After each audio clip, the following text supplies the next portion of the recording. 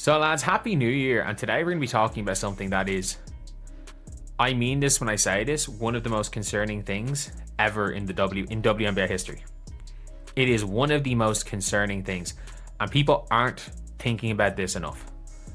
Because if you're reading this here, the WNBA projects recent proposal from WNBA will give players 30%. $700 million in projected losses. That number has been everywhere in WNBA media coverage this week. Players are calling it catastrophic. Analysts are predicting doom. Social media is melting down. But here's what nobody's telling you. That's not the real story. The actual crisis happening behind closed doors is far more dangerous than a big scary number, and it has nothing to do with whether the league can afford to lose money. 2.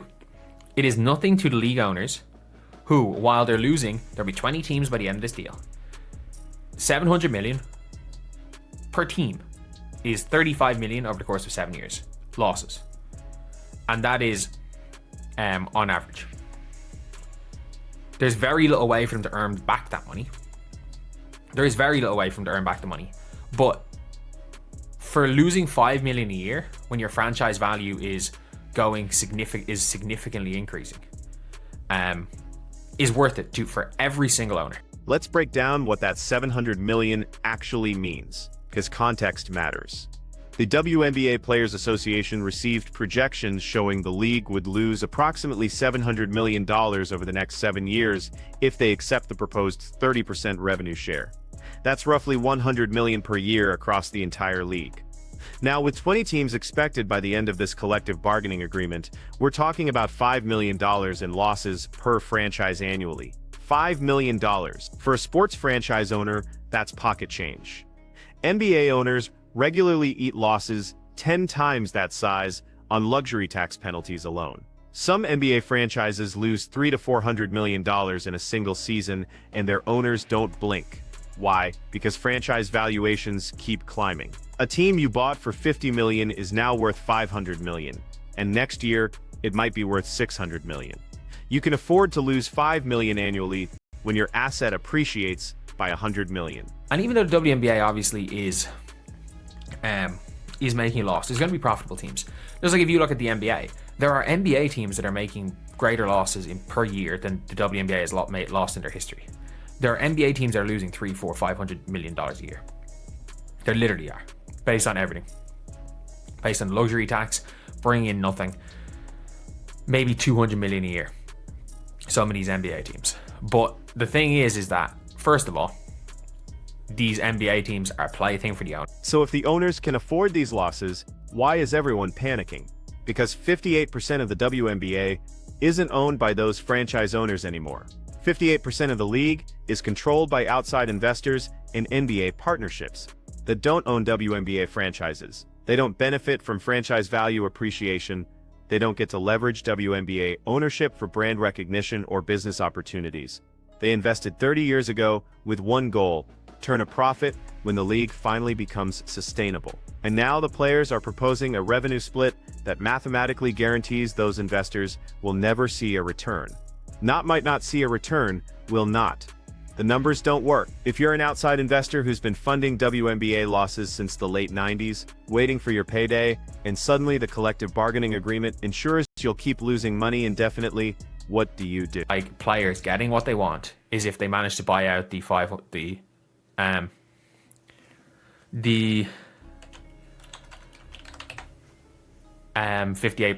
because the 58% don't own franchises that are increasing exponentially. They don't own franchises that are going to increase. They don't have the brand recognition. They don't have the ability to use their ownership stake to push other brands. You walk away. And here's where it gets terrifying. That 58% has enough voting power to shut down the entire league. Not the players. Not Kathy Engelbert. Not the franchise owners who actually want this league to succeed. The outside investors who've been bankrolling the WNBA for 3 decades can look at these projections and say, we're done. We invested to eventually profit, and you just guaranteed we never will. Pull the plug. This isn't speculation. This is how corporate investment works. When Saudi Arabia's public investment fund buys into sports leagues, when venture capital firms invest in startups, when private equity enters any market, they have one mandate: generate returns for stakeholders. Losing money is acceptable if there's a credible path to profitability. But if the fundamental structure of the business model ensures you'll never profit, fiduciary responsibility requires you to divest. Billions would have cost to do that. So let's just say 50% of the league, you're averaging about 200 million, 250 million per team. By 250 mil by, let's just say 15 for argument's sake. 2.5, you're probably looking at 3 billion. You're probably looking at $3 billion maybe. And the only person I can see just buying the league for $3 billion is the fucking Saudis. Like, you need a stupidly rich billionaire who loves the WNBA. And by billionaire, I mean like Forbes top 10, like a Musk or a fucking Bill Gates.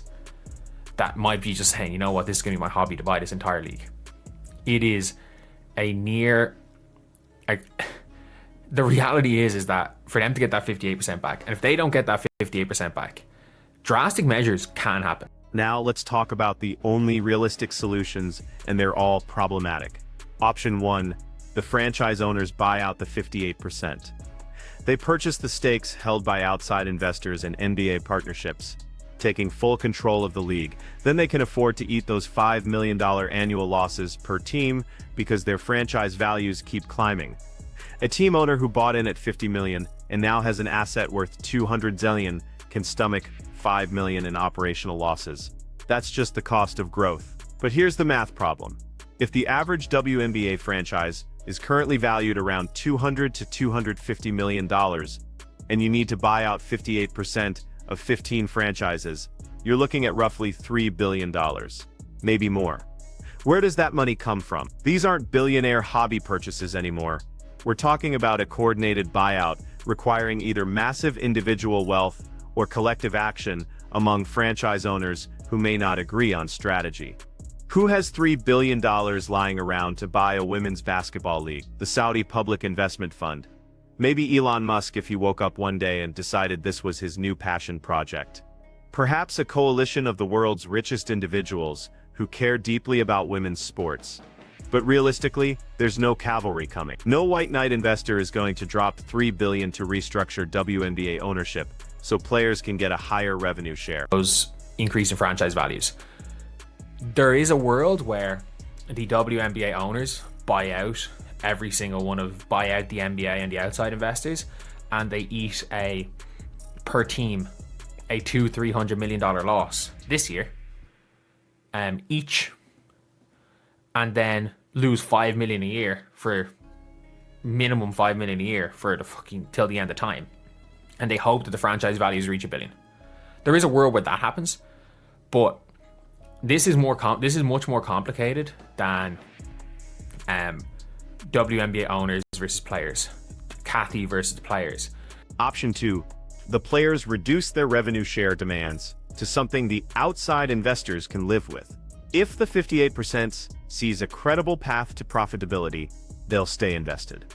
The key word there is credible. These investors need to believe that as the WNBA continues growing, driven by stars like Caitlin Clark and Angel Reese, their revenue share will eventually generate positive returns.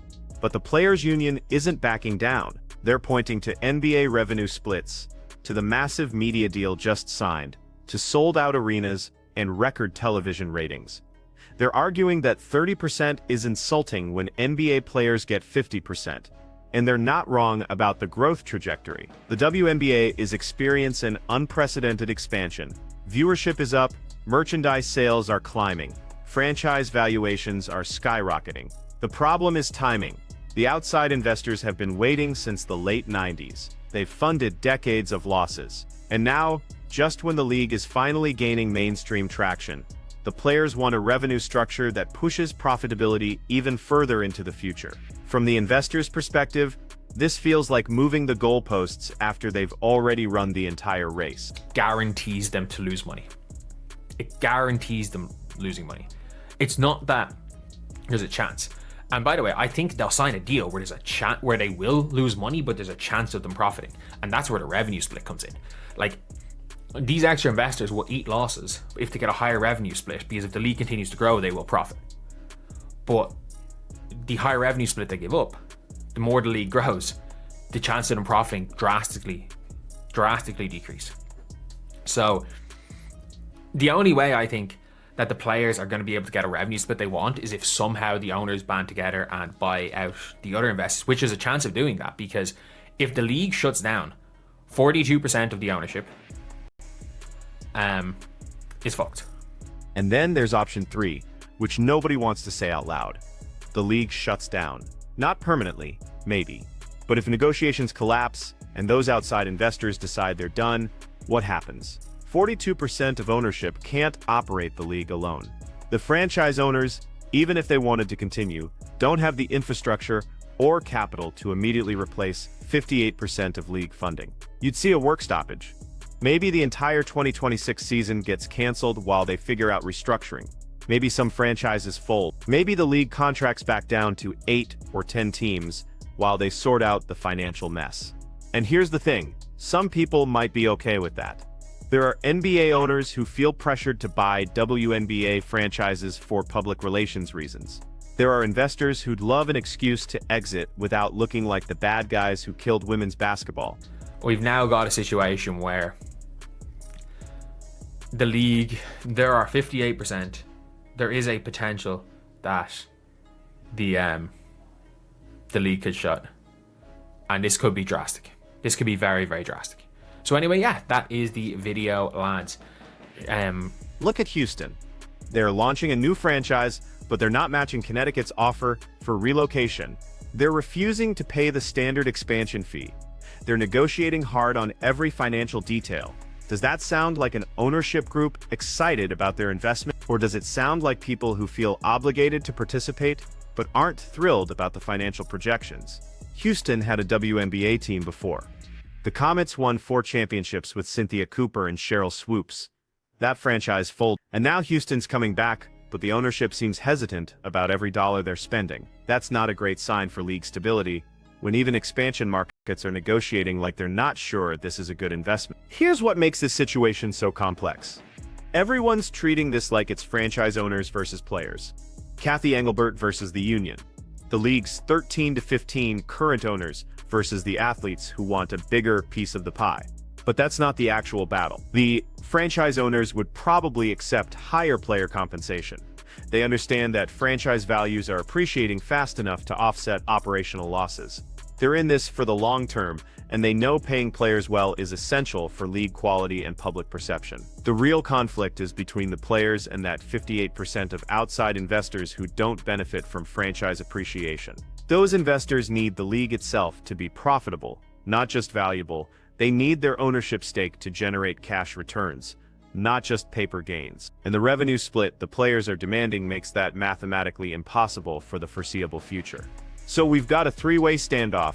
Players who deserve better compensation and can point to legitimate league growth. Franchise owners who are willing to lose money short-term because their assets are appreciating.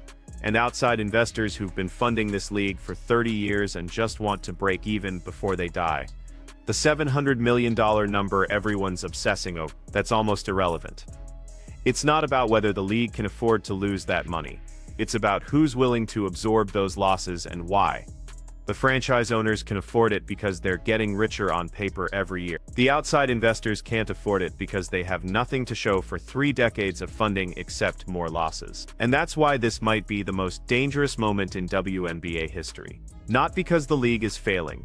Its viewership is up, attendance is climbing, new stars are emerging, expansion is happening, the league is healthier than it's ever been. But the financial structure underneath all that success is fundamentally broken. You can't have 58% of your ownership with completely different incentives than the other 42%. You can't have some stakeholders who profit from growth and other stakeholders who need cash returns. Eventually that tension breaks something. The players' union believes the league is hiding money or lowballing projections. They think the 700 million figure is exaggerated to scare them into accepting less. And maybe they're right to be skeptical. Leagues have manipulated financial data in labor negotiations before. But even if the real number is half that, even if it's only 350 million in losses over 7 years, the fundamental problem remains. The outside investors still have no path to profitability under the proposed revenue split. What's the end game here? Best case scenario, the franchise owners find a way to buy out enough of the outside investors to get controlling interest. Maybe they don't need to buy all 58%. Maybe they just need 51% total,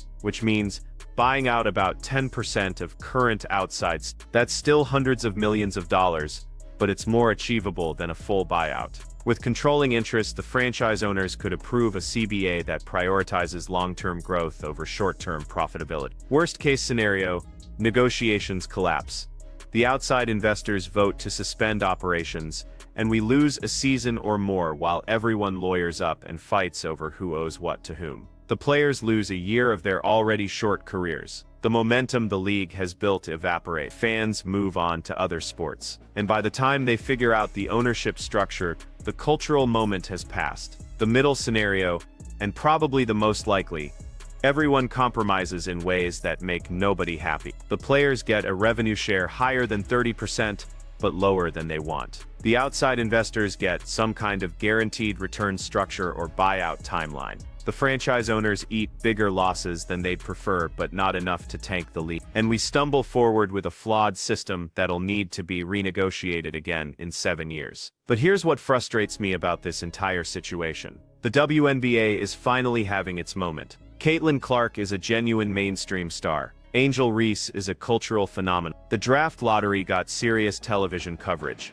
Expansion teams are selling for record prices. Everything the league has worked toward for 25 years is finally happening. And it might all fall apart not because of lack of interest or talent, but because the ownership structure from the 90s doesn't match the reality of the league in 20. This is what happens when you build a league on the assumption it'll always need subsidy. For decades, the WNBA operated as a loss leader for the NBA and its partners. It was good for the brand, good for public relations, good for basketball development, but nobody structured it to actually be independently profitable because nobody thought it would be. And now that it might be, all the financial incentives are misaligned. So where does this leave us? Watching and waiting. The CBA negotiations will determine whether we have a 2026 season. The outside investors will decide whether their 30-year commitment has an expiration. The franchise owners will determine whether they're willing to buy their way out of this mess. And the players will choose whether a higher revenue share now is worth the risk of no league at all. That $700 million figure, it's a symptom, not the disease. The real problem is that 58% of the people who control the WNBA's future don't have the same vision for the league as everyone else. And until that gets resolved, either through buyouts or compromise or catastrophe, every CBA negotiation will be this mess. So here's my question for you. If you were a WNBA player, would you hold firm on revenue share demands even if it meant risking a shutdown? Or would you take less money now to ensure the league survives long enough to become truly profitable? Because that's the choice they're actually faced, not whether they deserve more money. They obviously do, but whether fighting for what they deserve is worth the existential risk to the league itself. Let me know in the comments what you do, because I genuinely don't know the right answer here. And if you want more coverage of how this situation develops, subscribe so you don't miss the next update when these negotiations inevitably get even messier.